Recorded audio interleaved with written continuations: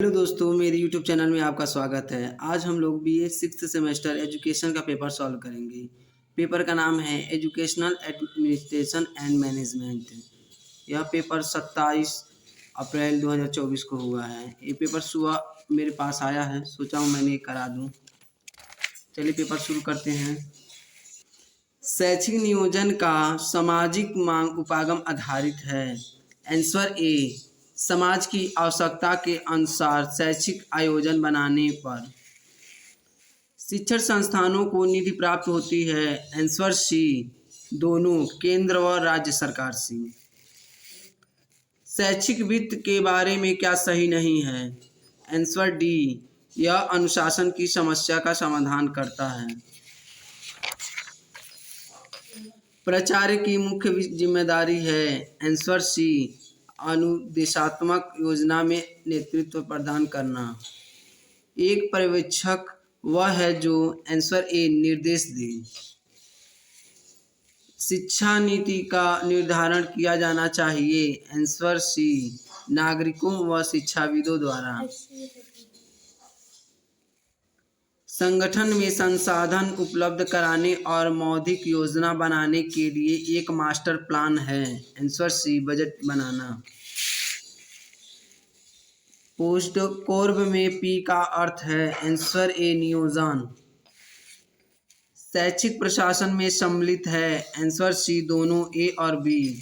शैक्षिक पर्यवेक्षक का मुख्य लक्ष्य होता है। आंसर ए, शैक्षिक व्यवस्था में सुधार करना। भारत में शिक्षण संस्थाओं की निरीक्षण पद्धति की शुरुआत हुई। आंसर सी, हंटर कमीशन 1882 ईस्वी। जेबी सीयर्स के अनुसार शैक्षिक प्रशासनिक प्रक्रिया के मुख्य अंग कितने हैं? Answer A, 5। सिद्धार्थ विश्वविद्यालय है। आंसर ए, राज्य विश्वविद्यालय। शैक्षिक प्रशासनिक प्रक्रिया में सम्मिलित है। आंसर डी, उपर्युक्त सभी। शैक्षिक प्रबंधन की एक अध्ययन के क्षेत्र के रूप में उत्पत्ति हुई। आंसर ए, यूएसए में। प्रबंध का POCCC सूत्र किसने दिया? आंसर बी, हेनरी फोयल ने।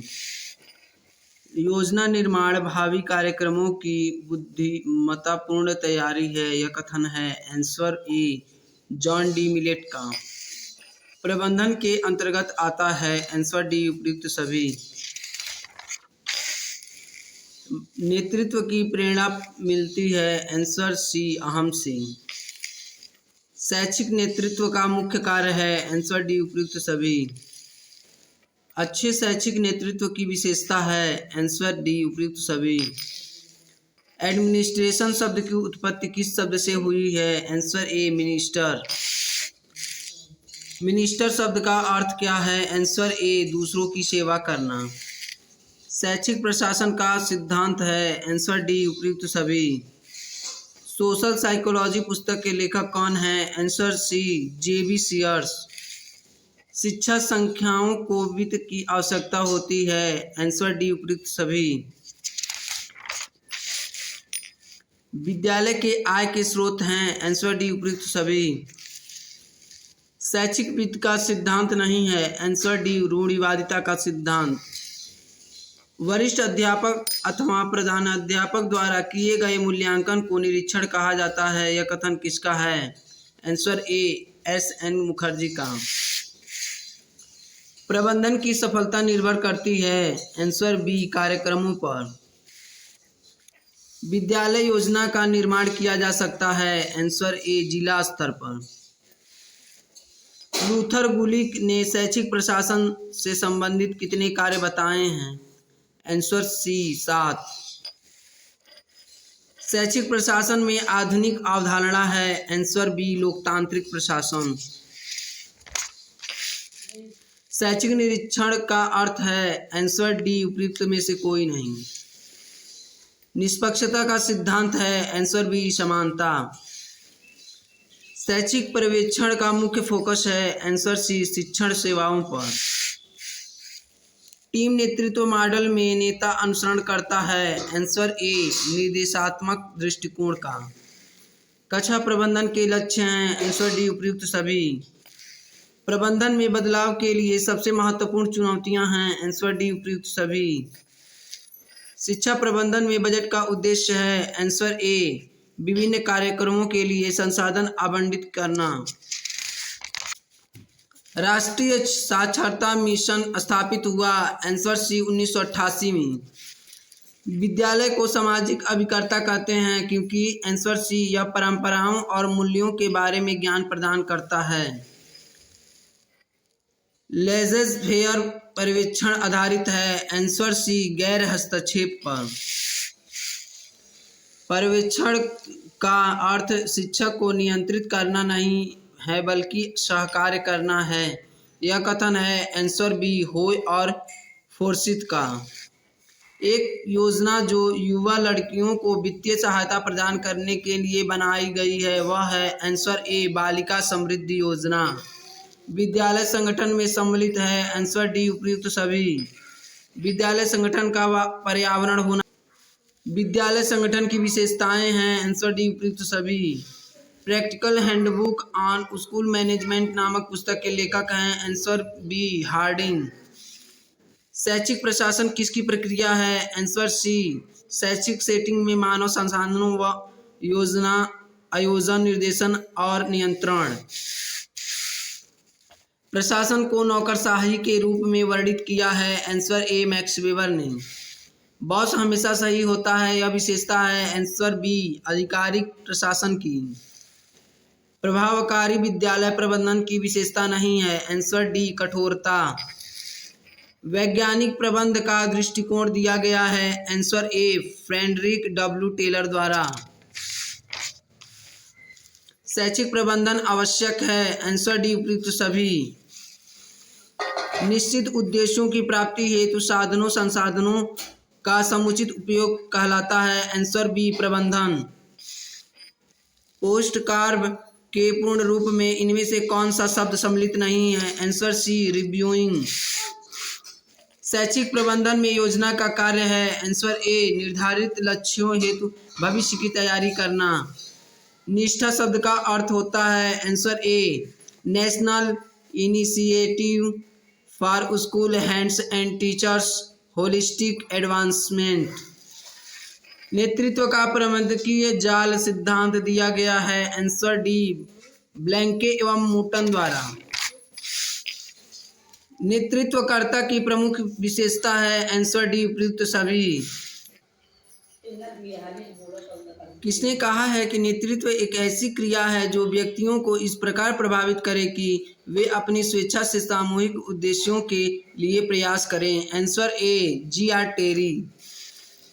विद्यालय प्रबंधन में मुख्य भूमिका होती है। आंसर ए प्रिंसिपल की। शैक्षिक नियोजन की विशेषताएं हैं। आंसर डी उपयुक्त सभी। निम्नलिखित में से कौन सा शैक्षिक नियोजन का प्रकार नहीं है। आंसर सी परिवार नियोजन। नीपा संबंधित है। आंसर सी शैक्षिक नियोजन से। बजट अनुमान है। आंसर ए आय और व्यय का। निम्नलिखित में से कौन सा शैक्षिक संस्थानों की आय का स्रोत नहीं है। आंसर बी बैंक द्वारा कर। शिक्षण अधिगम प्रक्रिया में पर्यवेक्षण मुख्यतः किया जाता है। आंसर ए प्रधानाचार्य द्वारा। निम्नलिखित में से कौन सा एक शैक्षिक प्रशासन के शास्त्रीय युग का प्रतिनिधित्व करता है। इसका उत्तर आप लोग कमेंट में करके बताएंगे। समय अध्ययन का सिद्धांत संबंधित है। आंसर सी टेलर से। प्रणाली उपागम बल देता है। आंसर सी तत्ता पर। किसने कहा समान लक्ष्यों की प्राप्ति में व्यक्तियों को अनुगमन करने के लिए प्रभावित करना नेतृत्व है। आंसर सी कुंटज एवं ओ डॉनेल ने।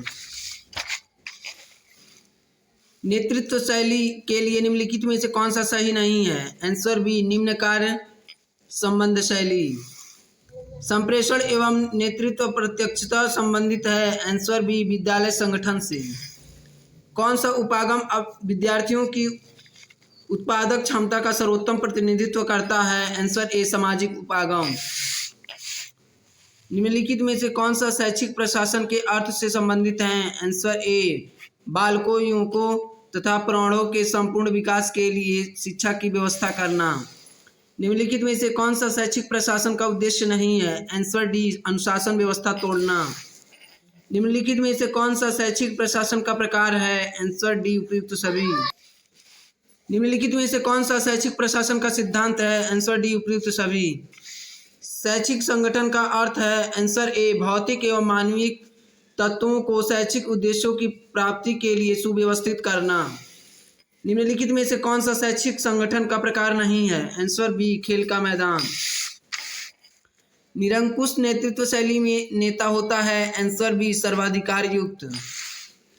विकेंद्रीकरण शैक्षिक प्रशासन का वह स्वरूप है जिसमें आंसर ए प्रबंधन के विभिन्न स्तरों पर अधिकार व कर्तव्यों का बंटवारा होता है।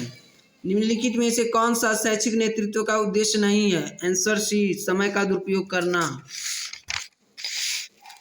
शैक्षिक नियोजन की आवश्यकता है? आंसर डी उपयुक्त सभी। प्रशासन का जनक कौन है? Answer C Luther Gulick.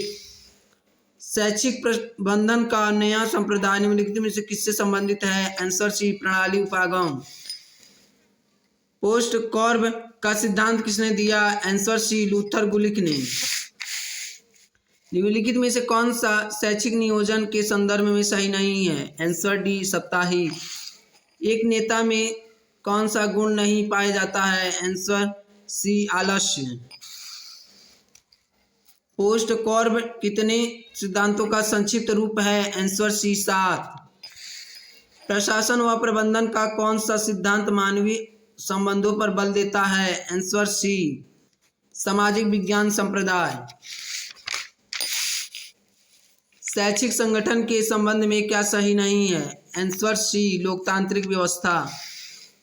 शैक्षिक प्रशासन है? आंसर सी दोनों कला तथा विज्ञान। प्रबंधन के शास्त्रीय स्कूल के संदर्भ में कौन सा कथन सही है? आंसर ए यह उत्पादन कुशलता पर बल देता है। प्रबंधन का नौकरशाही सिद्धांत किसने दिया? आंसर बी मैक्स वेबर ने। शैक्षिक पर्यवेक्षण के मुख्य कार्यों में क्या शामिल नहीं है? आंसर सी इसमें केवल संस्थान के दोष ढूंढे जाते हैं। शैक्षिक पर्यवेक्षण के संबंध में क्या सही नहीं है? आंसर डी यह शैक्षिक निरीक्षण का ही दूसरा नाम है। शैक्षिक निरीक्षण के संबंध में क्या गलत है? आंसर डी निरीक्षण नैसर्गिक व सुखद वातावरण में होता है। आप लोग को वीडियो कैसा लगा कमेंट में ज़रूर बताएं। मेरे